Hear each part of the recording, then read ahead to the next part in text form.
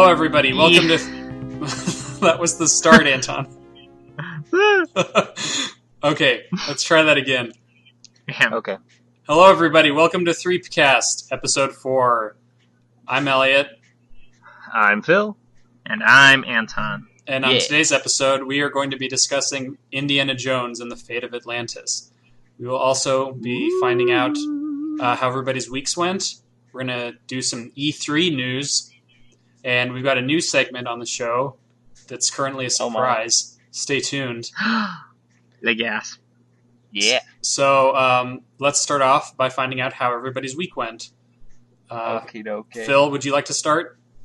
Yes, I would like to start. Now, fun story. This is actually our second attempt at recording this podcast. Oh, right, yeah. And this will be a nice segue into how my week has been going. Basically... This is version 2.0 of the podcast. Version 2.0, yes. I've had time to condense my anger. Basically, a couple of days back, a power line went out near our house, and they had a bunch of boneheads out trying to fix it and whatnot.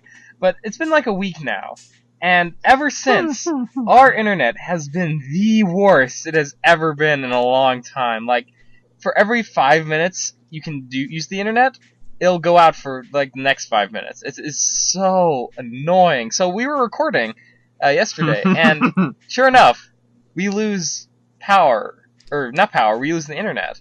And, yeah. We got about 10 minutes into the podcast. And then, we were just getting into E3 news, and then all of a sudden, everybody disappeared off of Skype.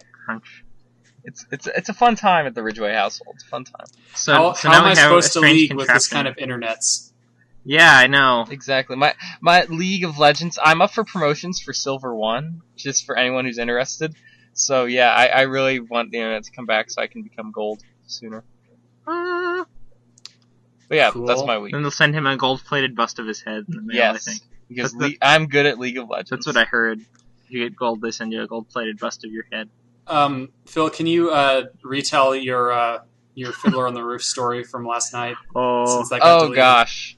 No, basically, in addition to this, I've been doing a lot of volunteer stuff, and one of those activities is every summer I help out at the local community theater. And I don't know what it is. It's just like the clientele of the Act 1 have gotten very immature as of late. Let's put it that way. More all so the than older usual. kids left. Yeah, pretty much all the older kids left, so just me and one other person. But anyway, I was always so incredibly responsible when I was at the Act 1. Yeah. Just so we're clear. I think Alex totally counts. Alex is a bro. Alex is a bro. Yeah, I did forget about Alex. So yeah, basically it's three older kids, and then there were a bunch of little kids screaming. So Friday it was said on the little sheet that it was not a mandatory practice. So this means that all of the major characters did not show up for Friday's rehearsal. So it was pretty abysmal. I was like I and Alex were the only older kids there, trying to corral 20 kids into being quiet and behaving. Yeah, it was... Okay, somehow it takes 10 kids, 3 hammers, and 2 screwdrivers to take nails out of a board of wood. I do not understand this. It takes them like over 2 hours. 2 hours of constant hammering while we're trying to rehearse. It was the most frustrating experience I've had in a long time. But what about the cell phone story? That's what I was trying to get to. Oh, okay, fine. So, this wasn't just Friday, but this is kind of encapsulate how this play is going.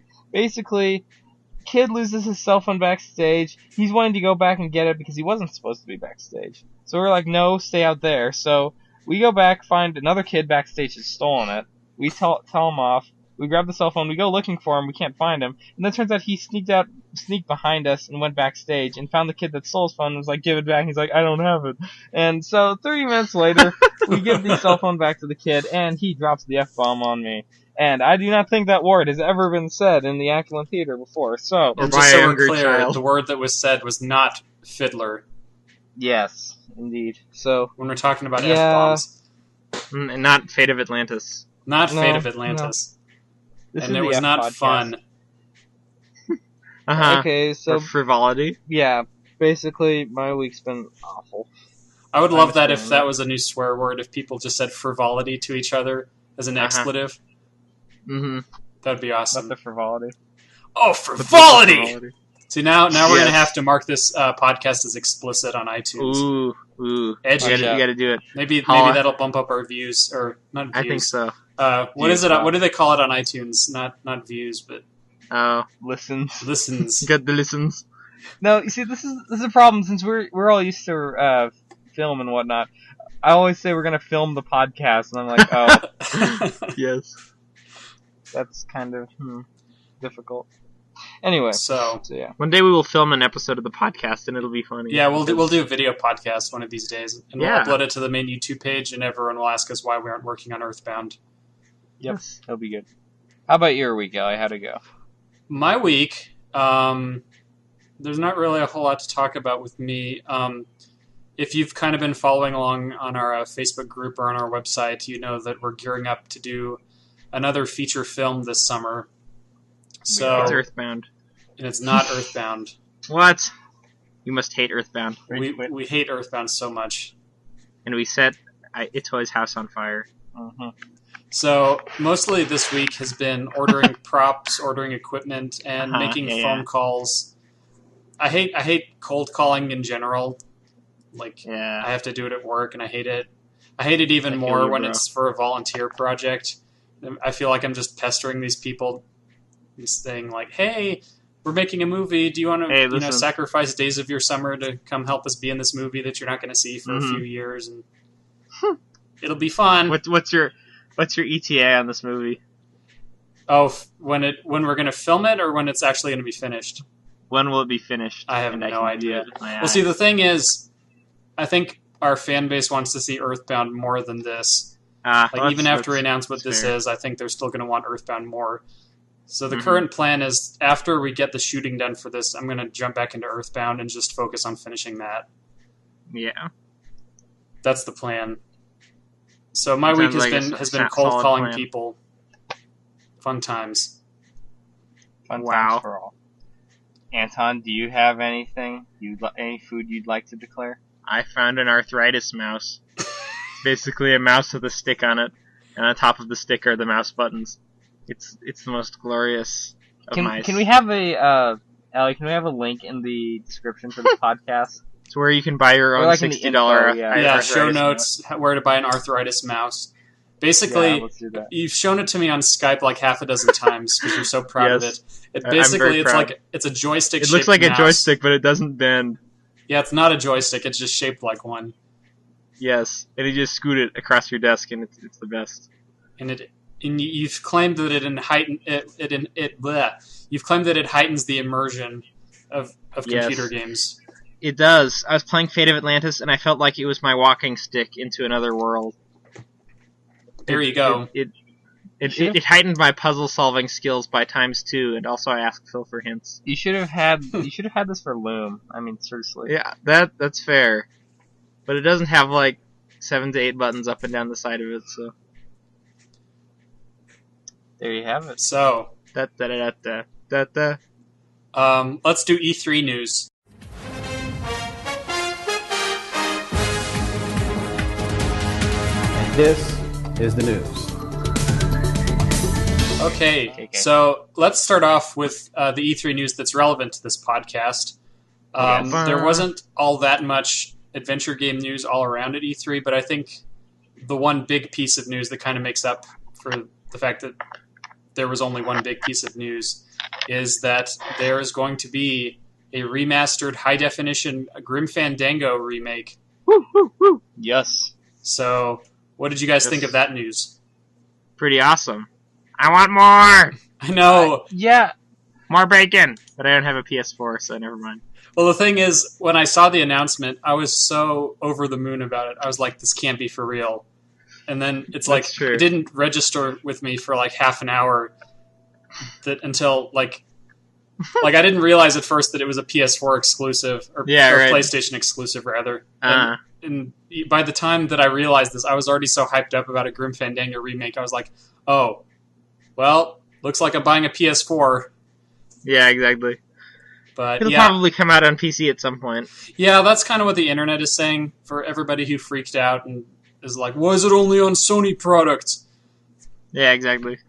But I I was at Walmart buying costumes for the previously mentioned unannounced movie project, and I was checking my tweets as I was walking around the store, and then lo and behold, there is a tweet from Mix and Mojo that says Grim Fandango remastered remake announced.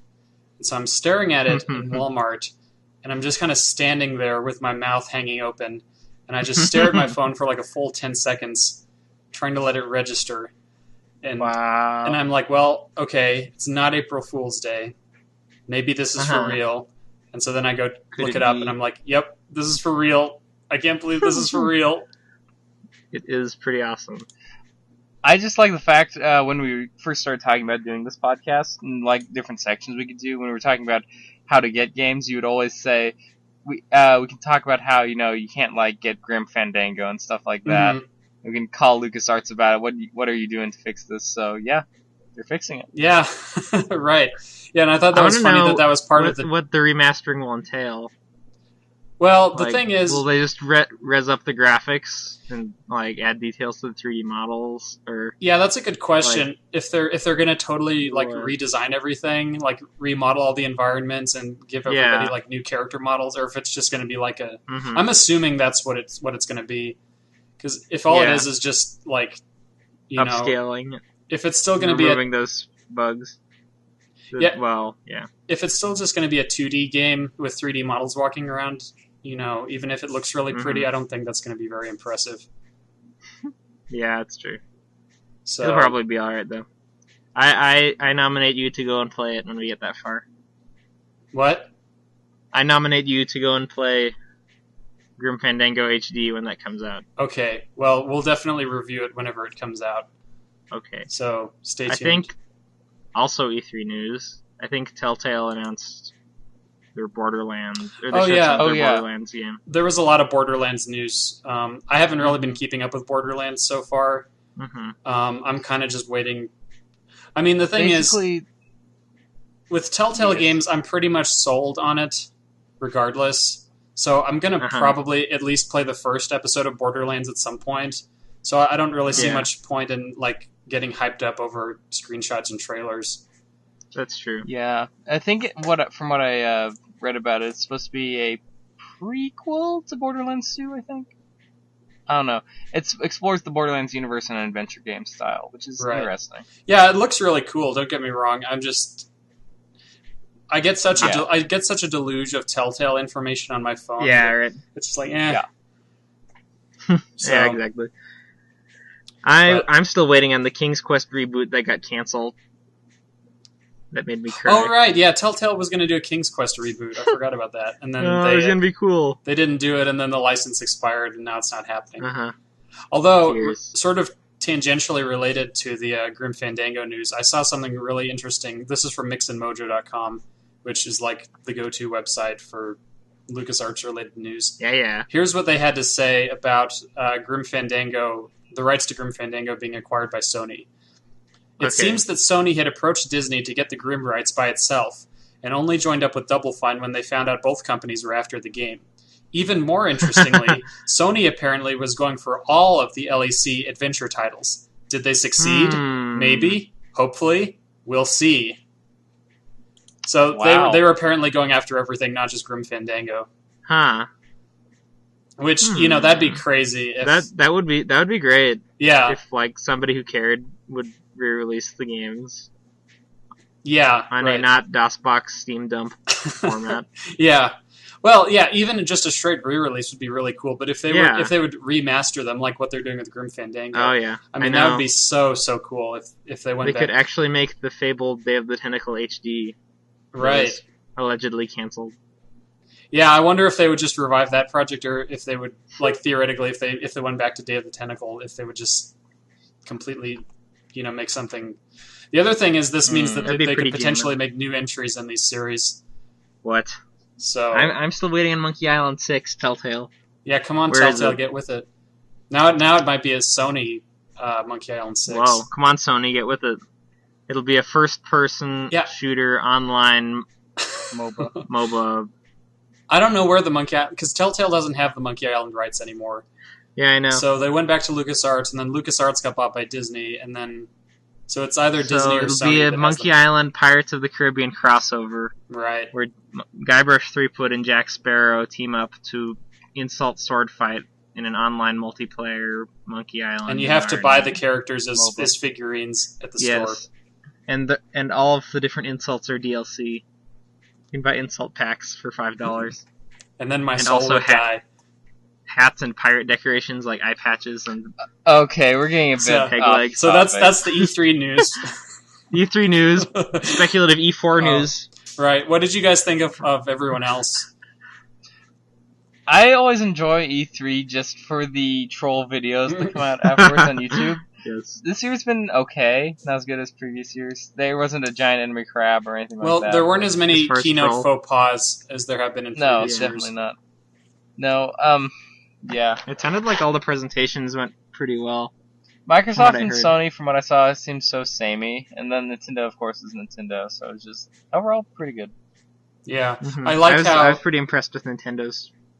Right, I lineup. like how all the news articles, and maybe they've done this in previous years and I just never noticed before, but all the news articles have been phrasing E3 in terms of who won. Yeah. So it's like, who won E3? Was it Nintendo? Did Nintendo win E3? It's just like everywhere you look at, who won E3? Who won? I feel like they've done that in previous years, but this is the first year I've seen where it's been like everywhere. Mhm. Everyone's like, who won? Like it's some big fight in the Yeah, ongoing console war. right. They just need to watch, what's that video? Mega 64, Gamer Wars. Gamer They just need Wars, to watch yeah. Gamer Wars. Yeah, PC Master Race, yeah. so I So, think... my favorite part of E3 was the newspaper article about Nintendo's new PlayStation 4 Yes, that was White glorious. Edition. my And how they're favorite making part new of dolls E3, for their Super Smash Brothers. my favorite part of E3, the non-Grim Fandango part of E3, that was like an Yeah. entire section of E3 was Grim Fandango. Uh-huh. My favorite part of E3 was the Zelda announcement. I'm pretty excited Oh, about yeah. Zelda. Just Yes. the concept that they're going back to like the whole open world format from the first Uh-huh. game, or I guess the They've been first two saying games. that for ages. They were saying that before Skyward Sword came out. Even. Anton's been burned out by Nintendo. But see, We're not Skyward gonna Sword burn- wasn't open world, was it? No, it was less so than Twilight Princess. Well, see, there It you was go. very, very linear. Yeah, but I think here with the Wii U, They they've had got 4 the, areas. they've got the hardware to pull Yeah, off like a Skyrim that's style true. game. That'd To be me, that crazy. sounds really cool. Yeah, I was just sad it was all just the cinematic is all we got. Well, I was yeah, there wasn't less that than- much there. I mean, it was cool, but it wasn't like mind blowing to me. I mean, I guess it's just the concept of what it could be. Uh huh. That I guess found- it's the fact that I've been playing Minecraft so much makes me less than impressed with the idea of just climbing around a bunch of mountains, Mhm. which is all that I saw in the background. Yeah, I guess Just like, well, they would just have to give They've you got to enough, have some compelling. right. They'd reason have to give you go enough stuff these to do. places. Yeah, Yeah, but it'll probably be good because Nintendo is awesome like that. yeah. Generally speaking, yeah. I have strong By and feelings large. about the new Super Mario Brothers games, but that's for Okay. another day. Well, they're polished. It's another day. It's another day. Okay, We're we'll getting- talk about that on Mario Cast. We're dragging this out way too long. Yeah. Okay. So that was the E3 news. on with the show. On with the show. E3 news. E3 news. Okay, so now to get to the reason you guys actually came for this podcast, we are going to talk about Indiana Jones and the Fate of Atlantis. Dun, dun, dun, dun. So I know you guys have feelings about me reading off of Wikipedia, but Strong I'm feelings. going to argue that for this episode, we don't go with the 90-second timer on the Wikipedia Yeah. reading, because I found so many cool little factoids about the making of Fate of Atlantis that I'm not Okay. going to restrict myself to the 90-second format. All right, And that if you seems guys fair. get bored, you can just stop me at any point. Cool, quote unquote. Well, I reserve the right to make comments about the things that you're saying. Oh yeah, you can interrupt me whenever. I will interrupt you. Okay. With Okay, you words ready? Of say. Yeah. Okay. Okay, Go. here we go. Indiana Jones and the Fate of Atlantis is a point-and-click adventure game by LucasArts originally released in 1992. The plot is set in the fictional Indiana Jones universe and revolves around Indiana Jones' global search for the legendary sunken city of Atlantis. Sophia Hapgood, an old co-worker of Indiana Jones who gave up her archaeological career to become a psychic, supports him along the journey. The two partners are pursued by the Nazis, who seek to use the power of Atlantis for warfare and serve as the adventure's antagonists. The game features 3 unique paths to select, influencing story development, gameplay, and puzzles. At the time that a sequel to Indiana Jones and the Last Crusade, the graphic adventure, was decided, most of the staff of Lucasfilm Games was occupied with other projects. Designer Hal Barwood had only created 2 computer games on his own before, but was put in charge of the project because of his experience as a producer and writer of feature films. The company originally wanted him to create a game based on Indiana Jones and the Monkey King, also known as Indiana Jones and the Garden of Life, a rejected script written by Chris Columbus for the 3rd Indiana Jones movie that would have seen Indiana Jones looking for Chinese artifacts in Africa. However, after reading the script, Barwood decided that the idea was substandard and requested to create an original story for the game instead. Along with co-worker Noah Falstein, I think that's how you say his last name, he visited the library of George Lucas's workplace, Skywalker Ranch, to look for possible plot devices. They eventually decided upon Atlantis when they looked at a diagram in some cheap coffee table book on the world's unsolved mysteries, which depicted the city as built in 3 concentric circles. Writing the story involved extensive research on a plethora of pseudoscientific books. Inspiration for the mythology in the game, such as the description of the city and the appearance of the metal orichalcum, was primarily drawn from Plato's dialogues Timaeus and Critias, and from Ignatius Loyola Donnelly's book Atlantis, the Antediluvian World, that revived interest in the myth during the 19th century. The magical properties of orichalcum and the Atlantean technology depicted in the game were partly adopted from Russian spiritualist Helena Blavatsky's publications. The giant colossus producing gods was based on a power-concentrating device called Firestone, formerly described by American psychic Edgar Cayce. Once Barwood and Falstein completed the rough outline of the story, Barwood wrote the actual script, and the team began to conceive the puzzles and to design the environments. The Atlantean artifacts and architecture devised by lead artist William Eakin were made to resemble those of the Minoan civilization, while the game implies that the Minoans were inspired by Atlantis. Barwood intended for the Atlantean art to have an alien feel to it, with the machines seemingly operating on as-yet unknown physics rather than on magic. Character animations were fully rotoscoped with video footage of Sam & Max creator Steve Purcell for Indiana Jones' sprites and Colette McCod for Sophia's. The addition of 3 different paths for the game was suggested by Falstein and added about 6 more months of development time, mainly because of all the extra dialogue that had to be implemented for the interaction between Indiana and Sophia. Yeah. Altogether, the game took around 2 years to finish, starting in early 1990 and lasting up to the floppy disk release in June 1992. Harrison Ford was not available to record Indiana Jones' voice, so a substitute actor was used. The talkie version was later released in May of 1993 on CD-ROM, and it was included as an extra game mode in the Wii version of the 2009 action game Indiana Jones and the Staff of Kings. Fate of Atlantis was praised by critics and received several awards for Best Adventure Game of the Year. It became a million-unit seller and is widely regarded as a classic of its genre today. Charles Arty of Computer Gaming World praised its setting for containing, quote, the right combination of gravity, silliness, genuine scholarship, and mystical mumbo-jumbo, and called it a strong enough storyline to hold its own next to any of the Indy films. In 2008, Retro Gamer Magazine... What? I think that's fair. Yeah. Yeah. Anyway, there's another paragraph of people talking about how great the game is. Okay. Skip a bit, brother. Yeah, I'm pretty much just going to cut out you guys saying okay on top of me talking. I like my okays. Okay. So, go on. No, that was pretty much it. That's Fate of Atlantis. Dun. I was wondering if they had rotoscoped the characters, because it definitely looked like that. Mm-hmm. Yeah, I just thought it was interesting that it was Steve Purcell, yeah. Yeah. So there you go. Now, do you guys want to go ahead and do a roundtable discussion on the game, or do you want to do the new segment of the show? Well, depends on what the new segment is, because you won't tell us. It's related to Fate of Atlantis. Let's do the segment. Okay, here we go. This new segment of the show is called Get Hyped, you guys. Hang on. Let me take a drink. I called Get Hyped, you guys. Hype, hype. Does the music fire the hype beam? Okay, so this new segment of the show is called Indiana Jones and the Fate of Atlantis. Fact or fiction? And so the way this works is I found this really cool article, and if we do show notes, I'll post a link to it. But basically what they did was they did a lot of research and separated out the aspects of the Atlantis myth that are included in Indiana Jones and separated out things that... So obviously Atlantis itself is a myth, but certain aspects of the myth that are presented in the game I found Atlantis the other day. Wow, where was it? It was behind the house. Oh. We'll post some GPS coordinates on the show notes. Okay.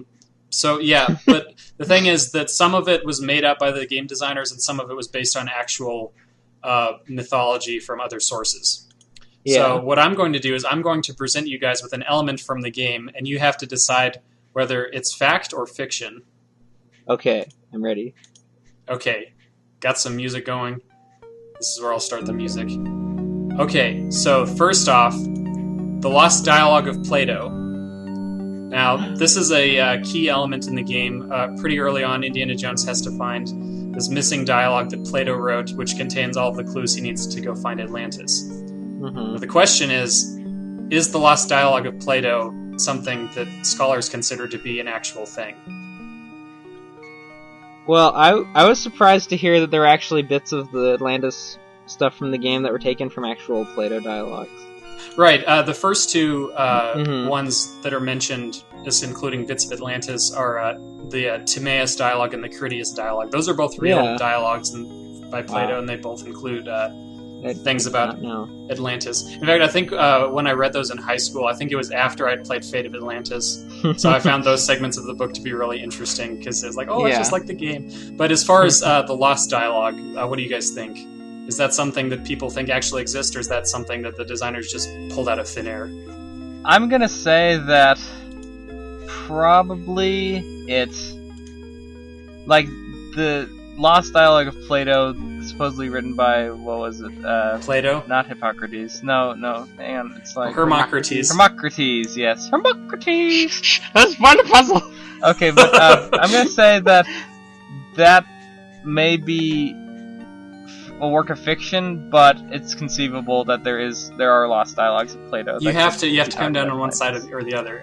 Is it true or false? I'm going to say it's made up, because I'll qualify it. There probably are lost dialogues of Plato, but they are probably not about Atlantis. You guys are no I'm fun. Gonna go with that. This is my... So as far as a dialogue called the Hermocrates, what do you think? No. Okay. No. So here's what I found out.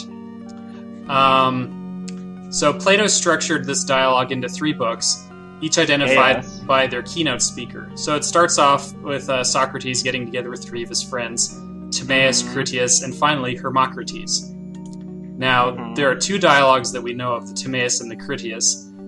And from what I found out from reading this article, the Critias comes to an abrupt halt halfway through the Atlantis story, and they don't know where the rest of it is. And the only person out of this group of people that Socrates is discussing society with, Timaeus, Critias, and Hermocrates, the only person who doesn't get to do their speech is Hermocrates. So conceivably, if there ever was a 3rd dialogue in this trilogy of dialogues that Plato wrote, it would have been called the Hermocrates. And it would have conceivably... So we were right. Well, so... people... it's not... It could be. It could be. People generally consider this to not exist.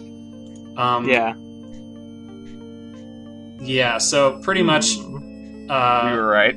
Yeah, you were right, but I mean, the thing is that it would have been called the Hermocrates, and it would have probably had to do with Atlantis. We were kind of wrong. You were kind of... Well, yeah, that one was kind of a fuzzy one. Gasp.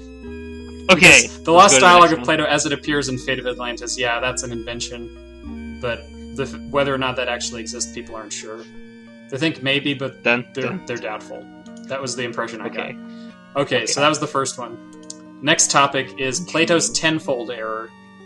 So, in Fate of Atlantis, one of the things that one of the plot points they keep bringing up that in the dialogue, Plato's What about Plato's tenfold error? Yeah, Plato's tenfold error, where all of the numbers he gives are multiplied times 10. And you have to... It's actually it's a really cool puzzle at the very, very end during the, final boss, I'll call it. Right. It's a really interesting device. So anyway, my question to you guys is: Plato's tenfold error an actual thing? Did Plato actually get dates mixed up? Yes. I'm gonna go with yes because Anton seems so sure. Actually, so fun. So you guys both think it's for real? I feel like it's a transit. I'm gonna say it's fake. No such thing. I'm gonna say it's there could conceivably be a translational error. Yes or no? Leading to that. Yes, it is made up. Okay. I say no. Phil says yes. Okay, so you say no, that it doesn't exist, and Phil says yes. Yes. Okay, I'll just read you the paragraph from the article. In Fate of Atlantis, the Hermocrates, aka the lost dialogue of Plato, begins with Hermocrates correcting an error of Critias. Apparently, when translating from Egyptian, a tenfold error was introduced, but Hermocrates isn't sure which way. Either Atlantis held sway 100,000 years ago or 1,000. At first glance, this seems to be an invention of Falstein and Barwood, a neat way of allowing Atlantis to be put in the Mediterranean instead of the Atlantic. But in fact, the tenfold error idea has cropped up in learned journals. Apparently, Plato had little idea of time and dating, and a misunderstanding of the original figures might well have led to multiplication by 10, as the Lost Dialogue states. So, yes. Fact. There you go. So Phil was right. No! Alright, so next is orichalcum. So yes. So the metal that's used by Atlanteans in Fate of Atlantis is called orichalcum, and it has shines like fire. It has all kinds of magical properties. It like powers robots. It powers subways. Powers other robots. Yeah. Demon necklaces. You name it. Orichalcum does it. Also a robot. Also, did we mention robots? So the question is orichalcum a real metal? Fact or fiction? It's fiction. It's fact. Ooh. Okay. So, orichalcum. It's an actual metal that got named something else later and people didn't think about it anymore. Yeah, Anton pretty much has it. Amethyst. Orichalcum really exists.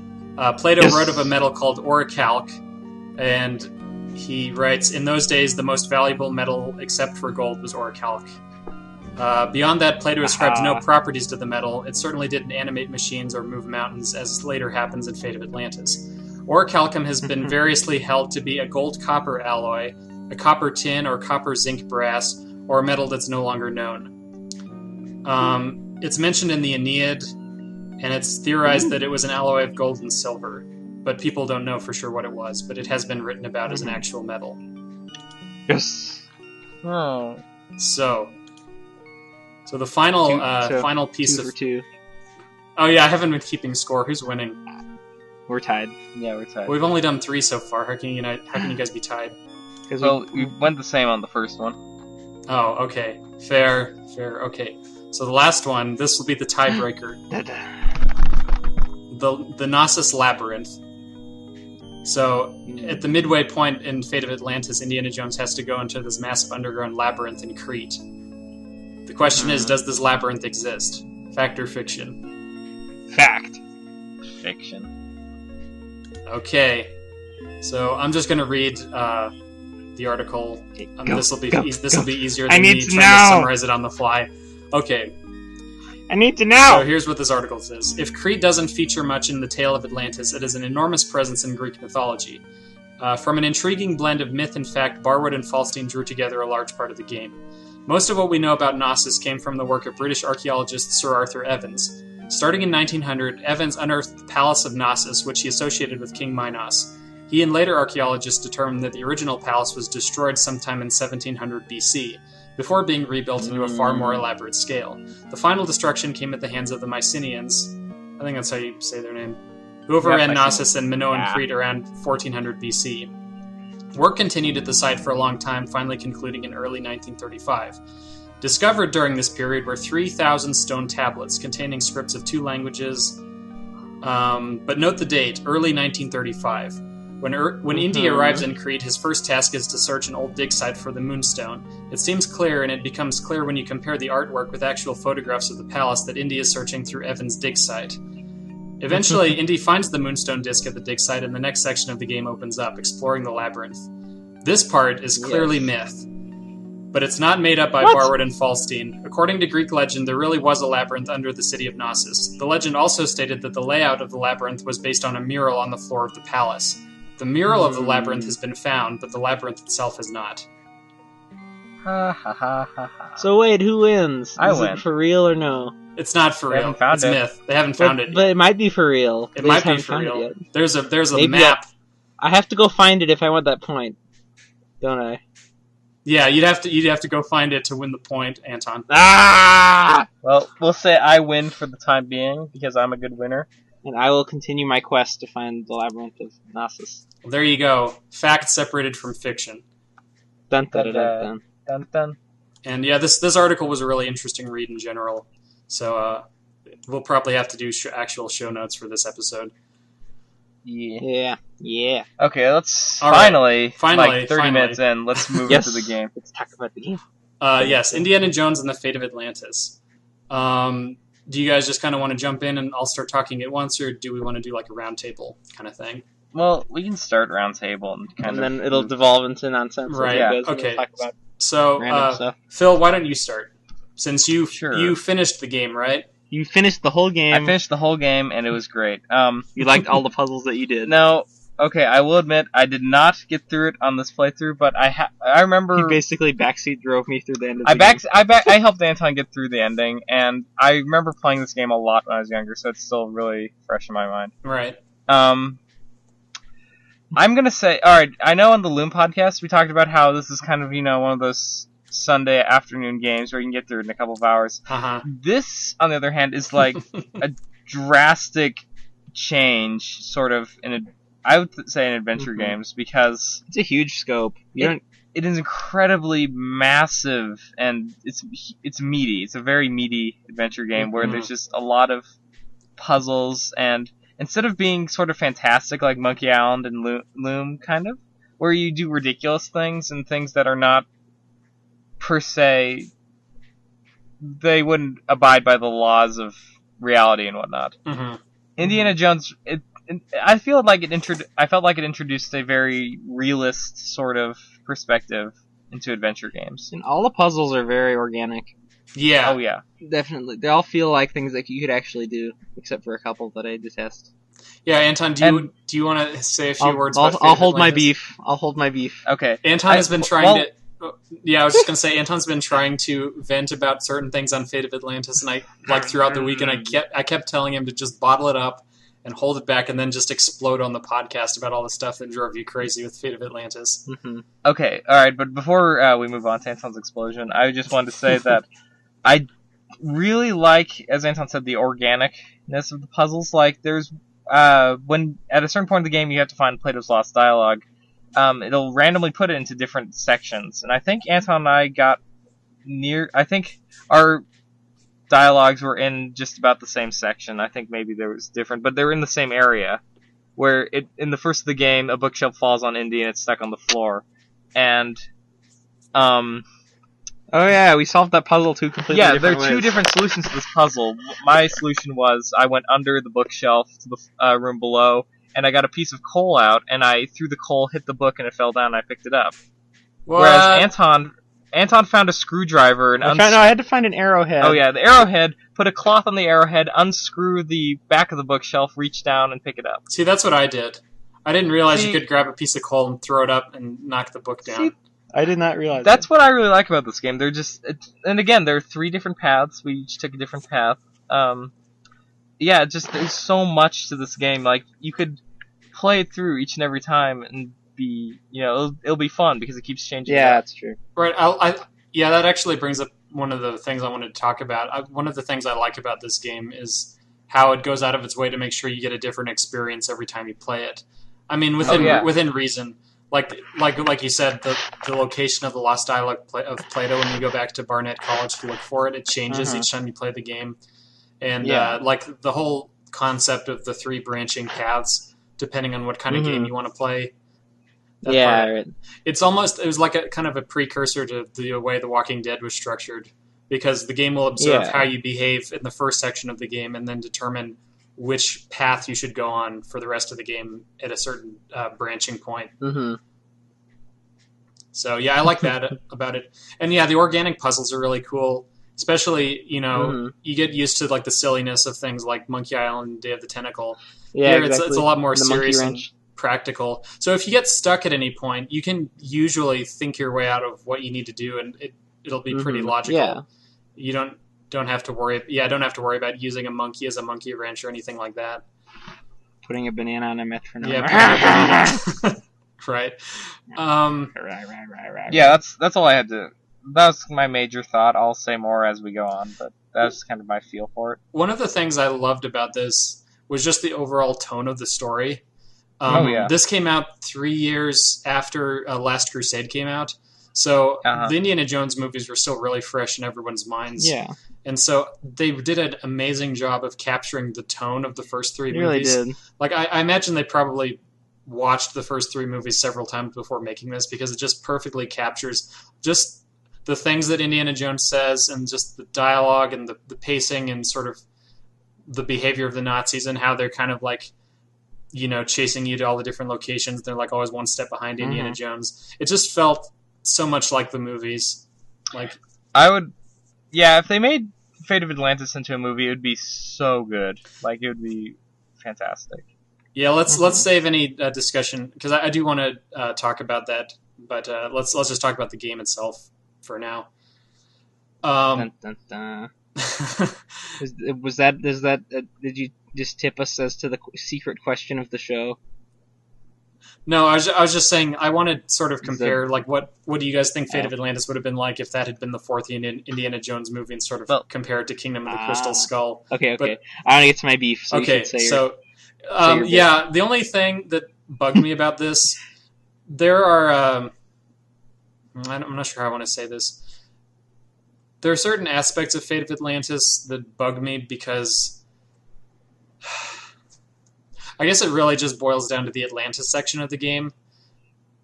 There is so much. That was the part I had the least trouble with. See, there's just so much backtracking that you have to do when you actually get to Atlantis. And I have to give them credit, though. They did a perfect job of capturing just the eerie nature of like this abandoned underwater city. That part of it was really cool, but just the puzzle itself, there was so much backtracking and kind of poking around on the map and having to try to go through all these empty rooms that all have these shortcuts to other rooms. And okay, but I'm going to be honest. The Atlantis section was not hard for me, because it's exactly like so many RPG dungeons. Yeah, I was gonna say so many JRPGs, except those have random battles that keep interrupting you every 5 seconds, and it's the worst. Yeah. Well, see, here you had Nazis that were walking around. Yeah, but you can run past them. Yeah, you can avoid. Yeah, you can just talk your way out of it, or just avoid them altogether. Right, the Nazis were just kind of an annoyance for me, because after you But get the gotta rations, get that wiener dog. after you get the rations off the first guy, then they just interrupt the flow of the puzzles. The other thing is, I like to play these games organically and not use any of the features that the Scum VM emulator provides. But I have to admit, when I got to the Atlantis section, I broke down and turned on the speed feature. So if you hit Control F, it'll play it at twice the speed. And I use that to run around Atlantis and get to all He walks so slowly. I know. Tears. There's just so much backtracking you had to do. And yeah, it's true. yeah, but I mean, in terms of I concept, remember none and of those aesthetic, puzzles, so it was cool for me. Yeah. Also, it annoyed me there were so many places where you had to use a particular item, and then it wouldn't alert you to the fact, oh, hey, you're going to need this item later. You'd better pick it up. Yes. So, for instance, I just do that by habit, but like the ladder. Yeah, the ladder. I have to do that like twice. There are all these times you have to move this ladder around Atlantis, and it never prompts you to say, oh, hey, don't forget that ladder before you leave. So if you forget it and then you come to another room where you need it, you have to go all the way back, which is going to be like a 5-minute walk to go get the ladder and then go back to what you originally wanted to do. Exactly. And you might not even think, oh, I can pick up that ladder. You might have completely forgotten it because you already used it. Right, exactly. Yeah, you're not trained to think, I need to use these items more than once with adventure games in general. Exactly. Most adventure games, you just use items once and then you forget about them. Yeah, exactly. Third-person ladderer. So, yeah, that's pretty much... I didn't have that many beefs with this game. I still love this. It's partially nostalgia because this was another one of the first adventure games we ever played. But I do genuinely think that between capturing the tone of the movies and just having a really well-rounded story that's great, no matter which path you take. I think means it deserves all the acclaim that it's gotten over the years. Fists all the way. So, Can I okay. go? Anton, here we go. What was your beef with Fate of Atlantis? Okay, well, first, I want to preface this by saying I like the game a lot. It reminded me, it had a nice tone. Yeah. The VGA art was actually a lot better than Monkey Island 2. Yeah, these backgrounds for Fate of Atlantis were drawn on the computer.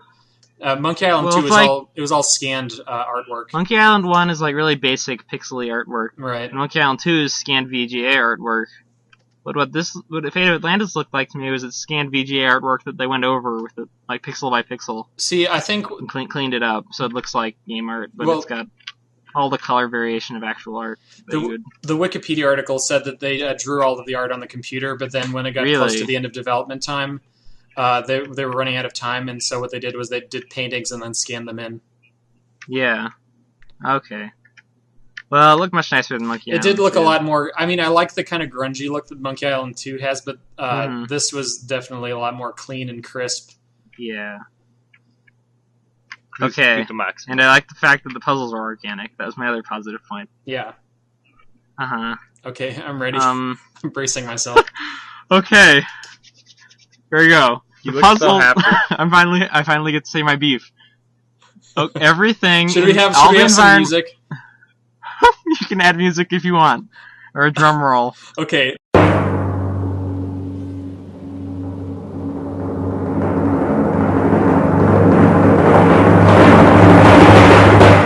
Okay. All the environments are so sparse. Anytime you look at anything, he just tells you what you can already see. And if you try to do anything that you're not supposed to do, he doesn't give you any hints. He just says, "I can't do that."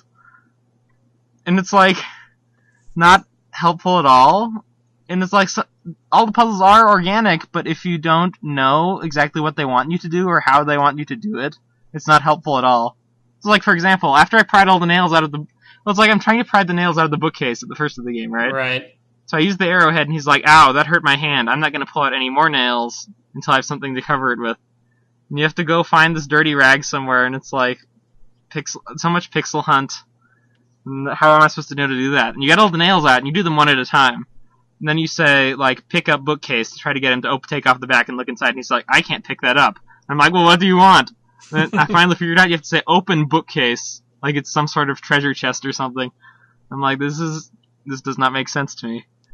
And there's so many parts of the game where it's just some little thing you needed to pick up somewhere. Yeah, and all the bits where you can fly between environments, it takes you so long to fly between places, and you have no idea what you're supposed to be doing. Yeah, you wasted so much airfare going back and forth between Algiers and Monte Carlo. Oh my goodness. It was fun. It was fun to watch Anton just like come across something in Fate of Atlantis and just go on this long rant about what's bad about So I it. could not figure out... Okay. I don't know. I feel like there's some puzzle in Atlantis that just drove me absolutely bonkers. Oh! It's this puzzle where it's like you have to get Sophia out from underneath this door. Oh no! And you can pick up the door and it's got this conversation tree where he's trying to go with Sophia to go out from under the door while he's holding it, and she's afraid he's going to drop it on her. But it's like there's so many choices. I keep thinking, well, maybe I need to say something different. And you can try all of these items, and he won't be able to use any of them. And it's like you have to progress through the game and ignore that puzzle until you get a lot farther. You find this tiny hinge pin, which randomly changes sizes when you need to use it to prop open the door. And it's like, this does not make sense. You can't use a hinge pin to prop open a door high enough that a human can climb underneath. It's just unnatural puzzles like that. We're driving me bonkers all the way through the game. You have to use the hinge pin a second time as a lever, and then it shrinks too. down again. That's another item you have to pick up again and use it somewhere else. It's like, okay, the labyrinth at Knossos. You get to the map room, and you've got the spinny thing, and it has the symbols on the doors of the different things that are on the stones, and it made me think. So you've got the little statue across the room with the horns on it, so I'm thinking, okay, I'm supposed to be taking the background as a hint on how to solve this puzzle. Because when you solve it the way you're supposed to do from the Lost Dialogue, it just opens a door that leads to a dead end. So it's like, okay, I have to solve, this is a secret background puzzle. I'm going to be clever, and I kept trying it over and over in every which way I could think of.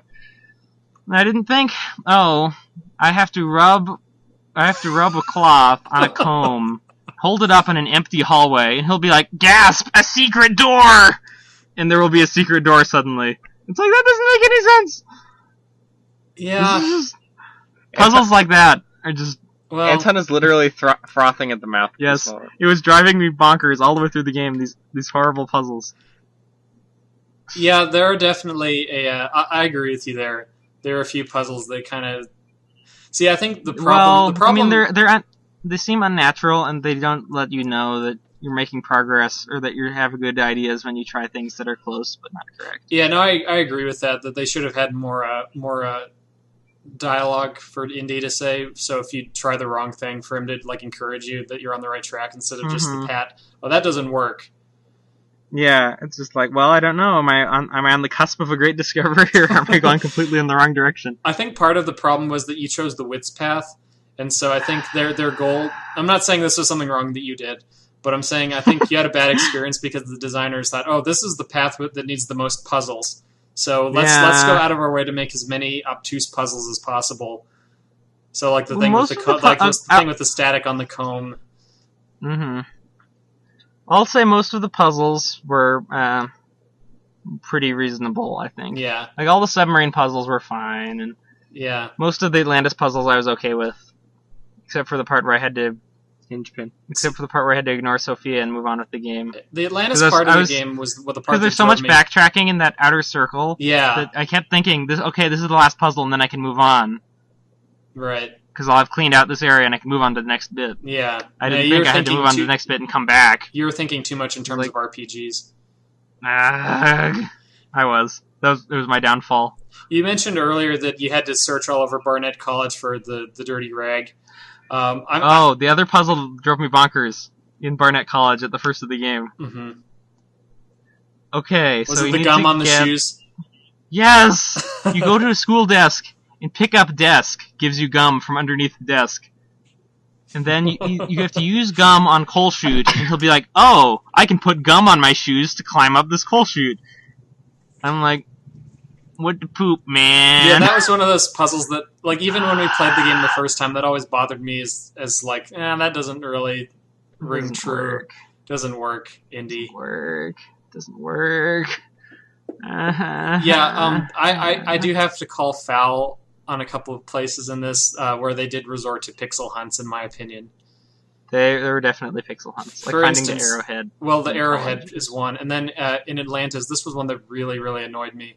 After you use the robot to crush the Nazi guard to free Sophia. Oh yes, that tiny stone head. There's a tiny that blends in with all the rubble. There's a tiny little robot part in amongst all the rubble.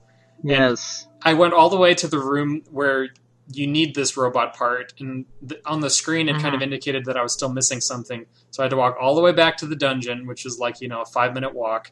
And then I'm just kind of clicking around to see if I missed anything. And the larger hotspot is just robot junk. So I think, I don't need to pick anything up here. And then I just so happened to spot there's this little tiny thing that's sort of offset from the rest of the robot parts. And I'm like, wait, there it is. I was so mad. Mm-hmm. Well, it's especially hidden because the robot junk hotspot was so unnaturally shaped. Right. It covered parts that didn't look like robot junk. Yeah. And then there's this other hotspot for the tunnel that goes into the vent. It's behind the wall and you can't see it. Oh my goodness, the tunnel hotspot on that screen drove me crazy. It's like, that's the way I came from. How do I get out of this vent? Anyway. Okay, the crab puzzle is bad too. I didn't like it. I did figure it out without having to bug Phil about it. Well, what was wrong with it's like, how do you know to find that rib cage? Because it's like he wouldn't pick up any of the bones in the Gnosis Labyrinth. He's like, I don't need old bones. Exactly. And then he's like, suddenly, I need these bones! Maybe it'll be useful.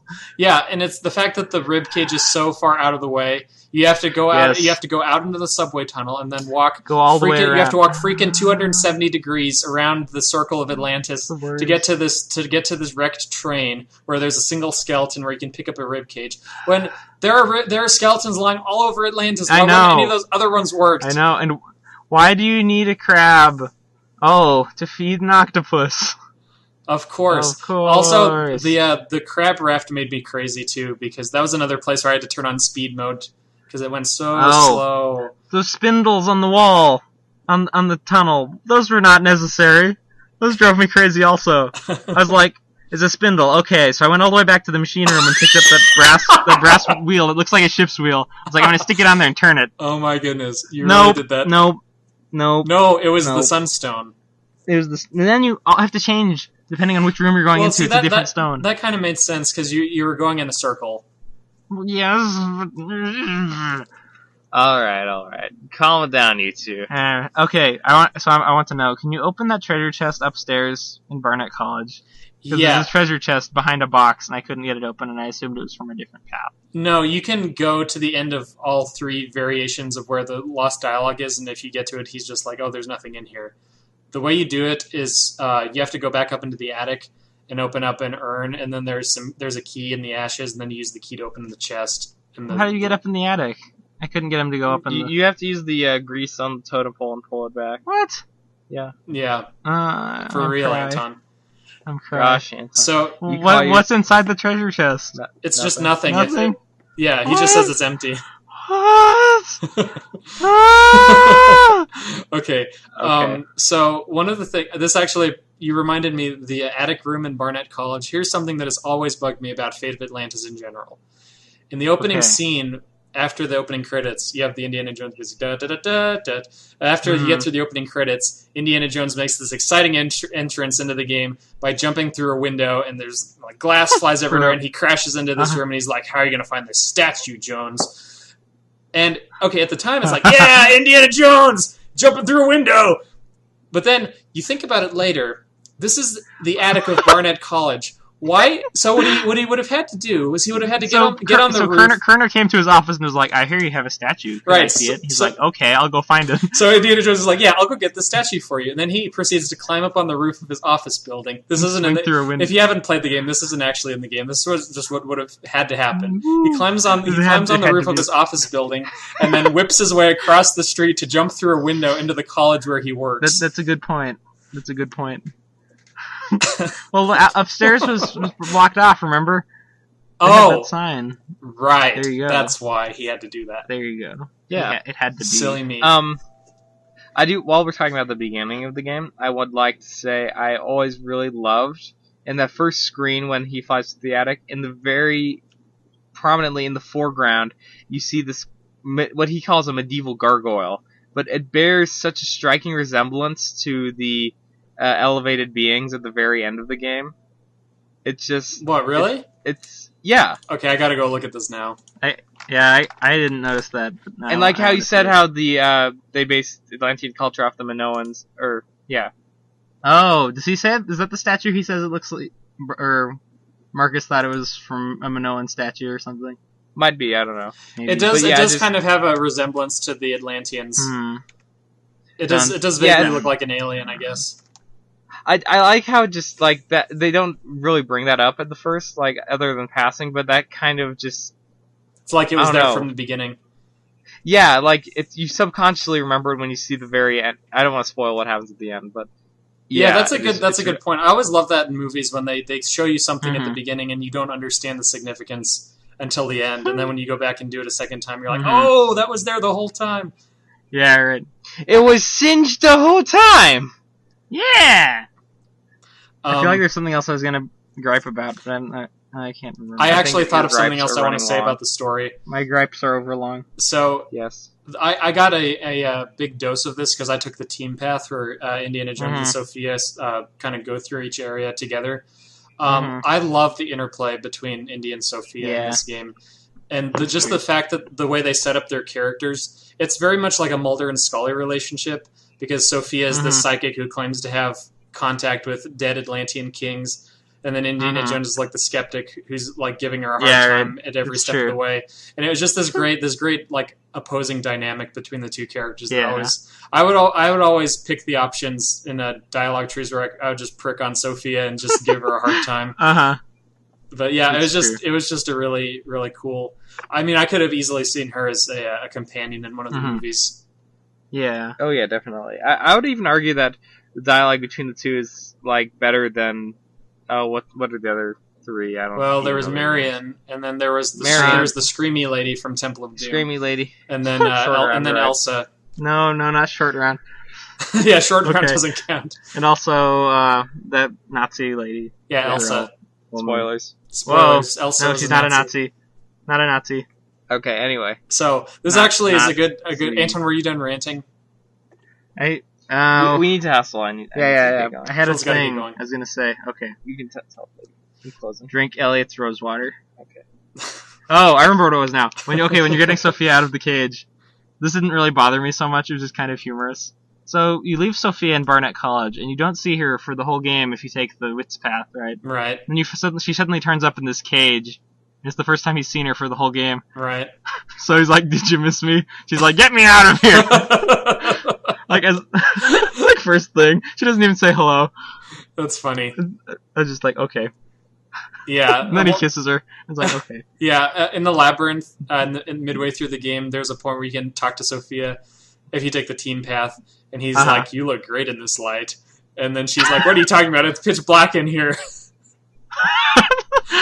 Yes. There's this other great part where you're trying to get her to crawl through a hole, and you kind of have to use reverse psychology to get her to do it.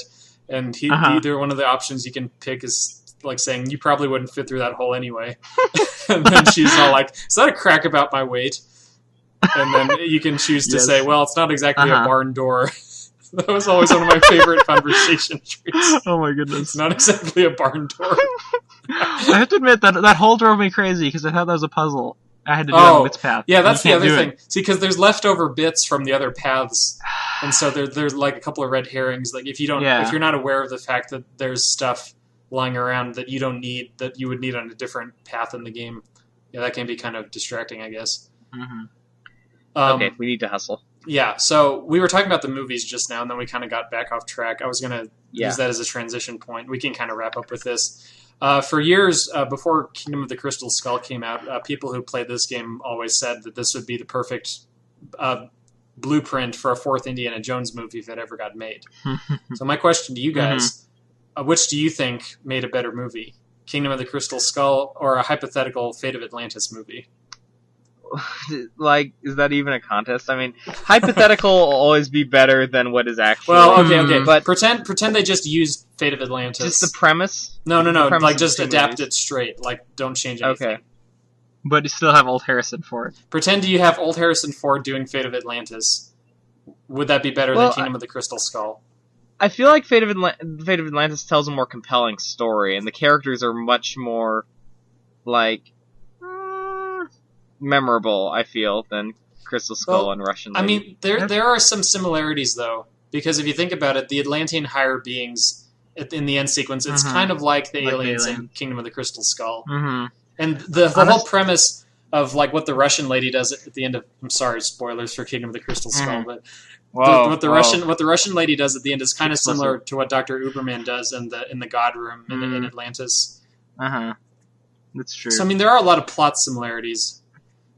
Yeah, I think I'm gonna say Crystal Skull makes a better movie than Fate of Atlantis would, but Fate of Atlantis makes a better game than Crystal Skull would. Well, that's an easy answer though. It's an easy out, but I think That's it's an easy true. out. You'd have to add a lot of stuff, and it would depend on what they added and what they took out.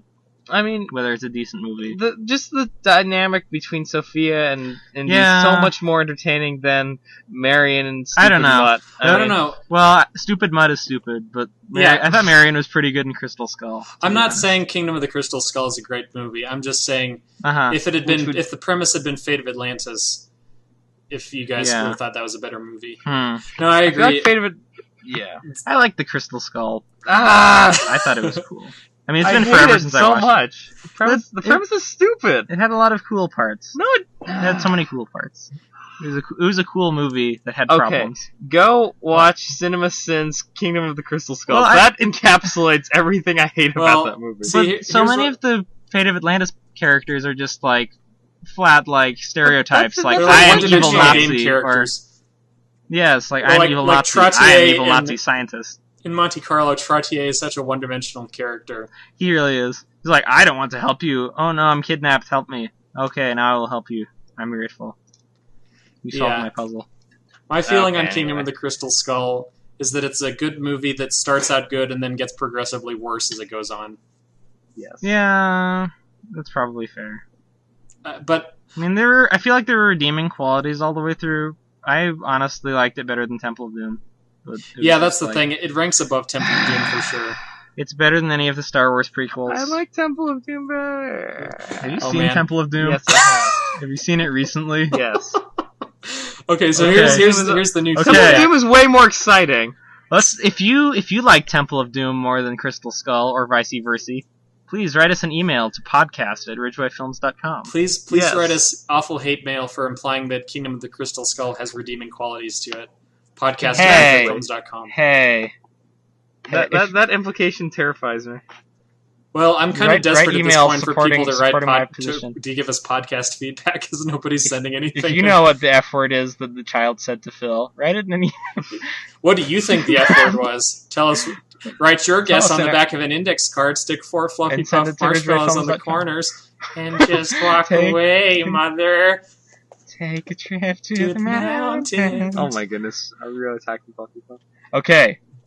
So, Yeah. So let's Any rate more this really words? quick. Fate of Atlantis. Okay. What's the score? I'm gonna give it a solid 82. Like, it is a really That good is game. not solid. and It's a solid. Okay, I mean, Loom- it's solid, like bro. 82 point something. Loom Yeah. was like in the 70s when we Yeah. did Loom. yes. I'm definitely gonna say this is a better adventure game than Loom, but it does have some clunky aspects to it, and it is definitely more tedious than any of the adventure games we've gotten through so far. Okay, fair. But It harkens back to a lot of older adventure games like Zork, where you have these huge catacombs and you just have to randomly explore and pick up one item in a room. And See, Anton, you Walk for never ages. complained about Zork. well, we haven't gotten to Zork yet. Well, no, I mean just in general. Oh, I no. never heard you ranting at your computer about how stupid Zork was. It's because I was playing through it with a walkthrough. I can't complain about dumb puzzles when I'm cheating. Okay, that's fair. Okay. I'm gonna give Fate of Atlantis a resounding 89. 82, 89, give it a 3. I'll give it an 85. Oh my goodness! Anton, you're just taking the easy way out. 85.5. There you okay, have it. Anton is a wuss. No, okay. Taking the Yes, average. man. Well, okay, I'm gonna actually side with Phil and say 81 out of 100 indie quotient points. Out of 100 indie quotients. See, I never also, realized. I fun always fact, forget. you can die in this LucasArts adventure game. I always forget. Oh yeah, But- so There are like maybe 5 places where you can get dead. I never died. I felt like the fact that they violated could the die in Secret LucasArts of creed Monkey of not being able to die in a LucasArts adventure game, I felt like Well, it was yeah. still fair because I it was didn't- like there was never a point when you thought, Right. "Wait, I died. I didn't see that coming." Like they make it Uh-huh. very apparent that you're about to walk into danger. You'll never go around Well- a corner and then suddenly be faced with a Nazi and then he shoots you dead on the spot. To be fair, when I got to the end of the game, I forgot that there were wrong conversation tree paths that Oh. would make you lose the end scene. Right. So I had to solve the puzzle at the end again to get back there. Yeah. That scene is so good. Yeah, it the is finale is pretty good. That's like one of my good. favorite and- boss sequences but in an the, adventure the game. stupid lava flow puzzle where it's constantly knocking out the path in front of Oh, you. I hated that. See, I feel like so at that I was point, trying to solve that, and I thought it was going to come back, so I was just pacing back and forth, and then the whole thing went away, and then I died. you By can falling die into on the lava path. If you wait too long, the lava will go out from underneath you. Oh my goodness! and I then you didn't. die. I never realized. That's so scary. I never realized you could Yes. die there. I always thought it was just gonna Well, cushion you. it cut off the path behind me, and I couldn't go back, so I just had to wait until everything sank in the lava. Anton is bad at Indiana Jones games. Wow, moral of the that's story. impressive. No, what I was like, what oh, I can die in this game, because that was the first time it had happened. what I was gonna say earlier was that I always forget that this game has a scoring system because Yes, they never that too. show it on the. You have to push a button to go look at your score, so I always forget that it's there. And then when I get to the end Yes. credits, it's like your score was da da da da. I'm like, oh cool! I didn't realize I was being rated. Yes, they're watching you very carefully. How many points did you get? I got the full At the end. full score. I didn't What miss is any it? points. What's the max? I have no idea. I just remember it Oh. was 100% of the points. Okay, cool. I got 606. I was like, did I do it? I think it changes depending on which path you take too. Okay, that's true. I Okay, got so more points. next game, next week, Yeah, next time. I'm calling it now Zach McCracken. I vote Maniac Mansion. So, see, here's the thing. We've kind of roughly been going chronologically through the LucasArts catalog. So the next one for us to review is Day of the Tentacle, if we continue on this path. But Day of the Tentacle... Hey, wait. What? Oh, nothing, go ahead. I was just going to say, Day of the Tentacle is a sequel to Maniac Mansion. So if we're going to cover Day of the Tentacle, we should go back and talk about... What if we did Maniac Mansion, then Zack McCracken, then Last Crusade? I'm going to be so miserable for those weeks. I hate those games. Here's my thinking. If we go your path, do Maniac Mansion, then Day of the Tentacle, there isn't really a good transition back to the old games to go back for Zack McCracken. Well, we can jump all over the place. We don't have to. Yeah, that's fair. We're just doing it this way because it's easier. You wanted to do Atlantis. Hey, I mean, we can jump to something else if you want. We can. All right. You know what? Okay, I'm taking you up on that. All right, let's play the Strong Bad Rumisode 1. Yeah, let's do Strong Bad's cool game for attractive people. Really? You guys want to do that next? Game. Yeah, let's do it. No. Because then we'll get Alex on here. Yeah, exactly. Let's do it. It'll be fun. We're gonna do it. Yeah, let's do it. All right. So okay, are we playing all 5 episodes or just episode 1? No, for Telltale, we should do the whole season as one coherent game. Okay, that's fair. Okay, so Strong Bad's cool game for attractive people. You sound so hostile. SCCG4AP. You sound so hostile. I think What's the I think deal? we just need to move forward to escape from Monkey Island. Oh no, please. No, let's just. Okay, so this is It has to be done. Let's see. This is after a couple of seasons of Sam and Max, but before Tales of Monkey Island, when I would say Telltale was in the before they went down their super serious M-rated stuff, this was still just fun adventure games. And Before they got weird. That's your opinion. Well, yeah. Now I'm just saying as a fact they got extremely dark and serious, and that's awesome. But yeah, this I felt like was one of their that and Tales of Monkey Island were their last sort of happy. Well, Back to the Future. Friendly. Oh yeah, I keep. Oh, it doesn't count because it has lots of glitches. Okay. No, we'll get to that eventually. But no, so basically, I know you can get it on WiiWare and I think computer. Yeah, I was gonna say I'm checking Telltale's website. You can still buy it. Can you still buy WiiWare games on Wii U? They discontinued the Wii Shop, I think. No, you can still get it. Well, it's still there. Well, okay, they're not putting new content up, but you can still get it. Yeah. Nintendo Wi-Fi is down, but the eShop or the shop is still there. You can still buy it on PC from on your eBay box. Telltale. Oh well, yeah, you could do that, or you could get on your computer that could play Strong Bad and buy a Wii and then download Strong Bad. Well, okay, you can do it that way too. If you're that crazy about getting a Wii. Yeah. Yeah, so you listeners play along. Okay? So I feel like we should vote. This is finally going to box Anton into our corner of responsibility. I'll vote Maniac Mansion. Anton, Phil just voted Strong Bad. Anton, you have to be the tiebreaker. But we already did the segment how to get the game. Gosh golly, you gotta. I know, but I want to make Anton do at least one responsible thing. Oh no. Okay, I'm gonna be responsible. I'm gonna say we should play Strong Bad and come back to Maniac Mansion. Yes. Okay. So there you go have to it. Strong Bad, then Maniac Mansion, then Zack McCracken, then Dig, then Dig. You're just picking all of my favorite adventure games. Zack McCracken, The Dig, Last Crusade. Oh my goodness! Can I quit this podcast? Outlawed.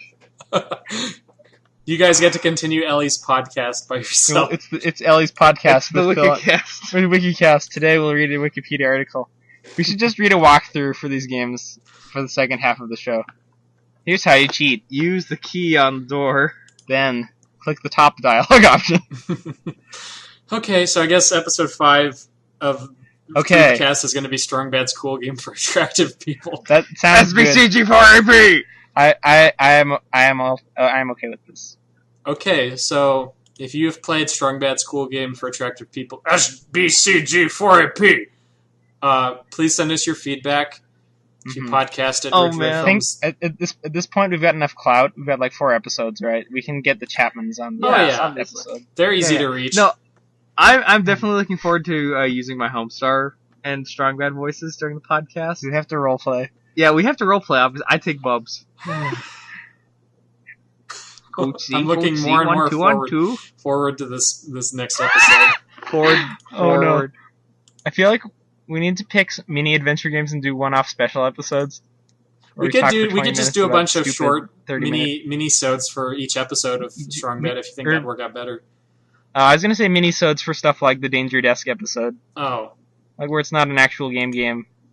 I don't know if there's that much to talk about. No, but I like that puzzle. it'd be a little 5-minute I'm sure jibber jabber about it. everyone who's listening to this is enjoying the fact that we're leaving all of this random discussion in at the Oh, end. Okay. go paint a yellow line down your neighbor's driveway. So, do you? Okay. Okay, So back on topic. maybe a Danger Desk episode in between, but the next full episode of Threepcast is going to be Strong Bad's Cool Game for Attractive People. Yes, Yes. stay tuned Send us your feedback if anyone's out there. to the land where the tropical breezes blow. Come to the coolest place I know. know the people are so great, but there's only me. Okay, yeah, So yeah. I think that's it. I don't think we have anything else Yep. going on. And don't forget, you can I totally, can't pick that up. You can totally contact us via Facebook and Twitter and all those fun things. Oh, that too. And if you're Gaddafi's wife, send Anton a Skype message. No, not again. We didn't tell Gaddafi's wife's story. No. We'll save Maybe- that for maybe next time. Tune in next week to Okay. hear about how Anton was contacted by Gaddafi's wife. And offered the sum total of $5 million US. Well, Deposited with a at security cliffhanger like company. that, you'll just have to tune in next week Yeah, I know. Yeah. or next 2 Yeah. weeks. I will read the entire email just for Okay. you. Okay. Already. All right. So, Well- see you guys later. I'm Elliot. I'm Anton. And I'm Phil. This has been Threepcast. Bye. See you next time. Keep on adventuring. I was waiting for that. It had to happen. It had to happen.